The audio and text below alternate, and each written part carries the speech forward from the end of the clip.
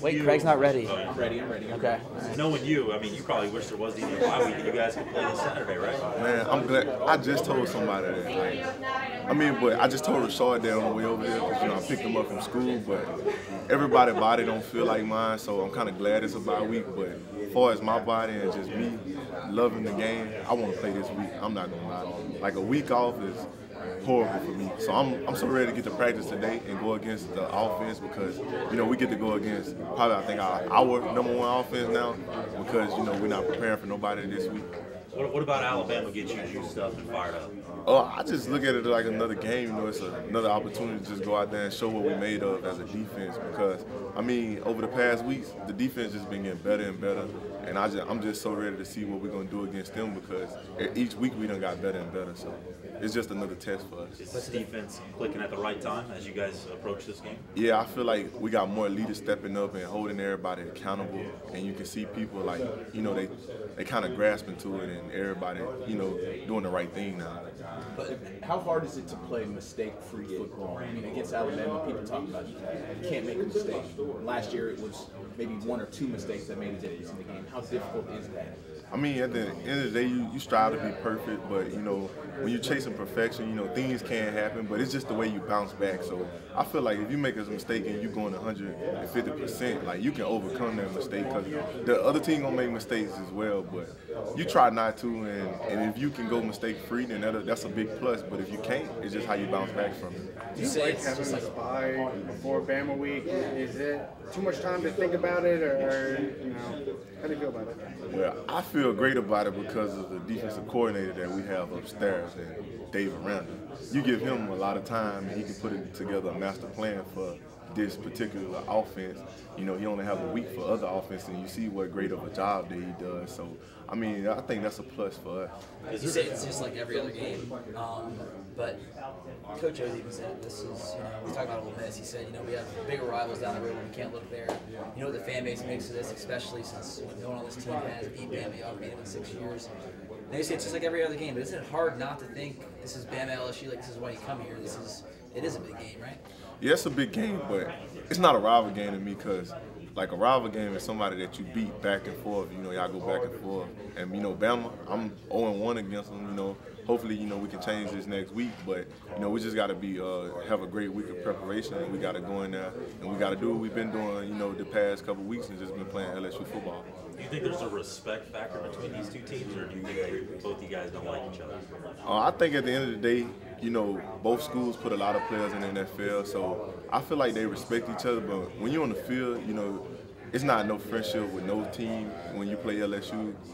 Since I done been here, I haven't seen LSU been cool with a team since I've been here. But after the game, it's all, love. And because at the end of the day, you're only human. And, you also y'all want to reach the same goal, and that's to win a championship and get to the NFL. Have you caught any Alabama games this year? Nah, I don't watch nobody but LSU. I see highlights on SportsCenter, and that's about it. But LSU and my next opponent be the main people I watch. How much do you think you'll spend time on your own, maybe looking at the iPad, going through some film, especially with the extra bit of time you have to prepare? Oh, me? I already started watching film on them. That's what I do. Like, the more I can look at it, the better I can come with it, and I can feel good, and I can be able to call their plays out on the field to help my teammates be in a great situation.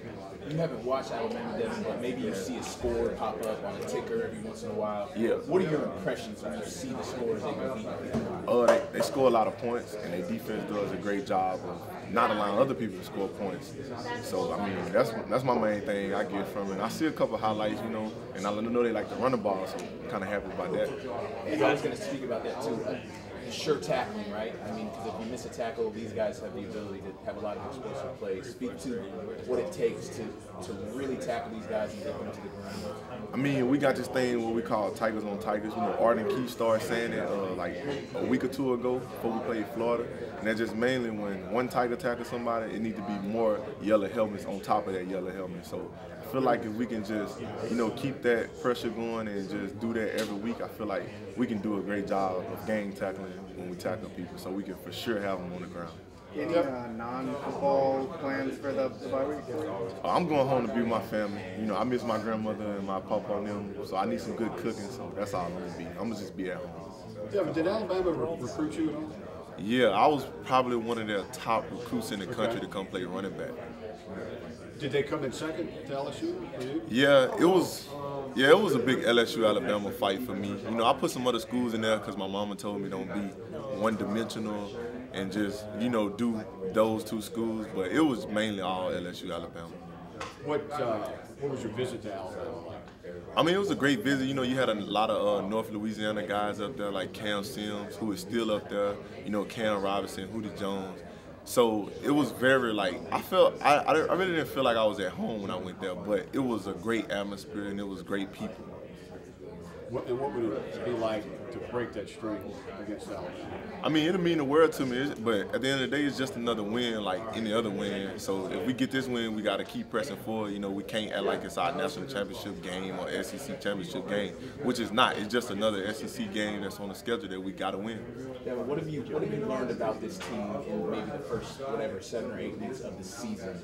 Now that you have been through some ups and downs and in the trenches with these guys? I learned that like whatever the coaches ask of us, we respond well.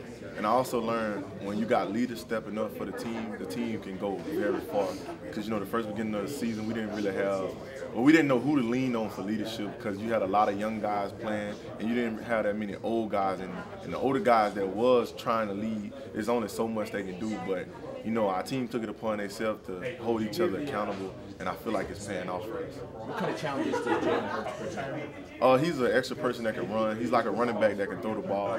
So you got to contain him, and you got to, like, you know, when the play break down, he's going to be an athlete and make a play. So, you know, as far as defenses, you know, I say I have to be an athlete and go make a play on him so he won't make his play.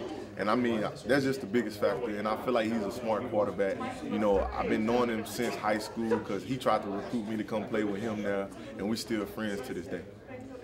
You guys have played Fitzgerald, you played Dungy, now Shea Patterson.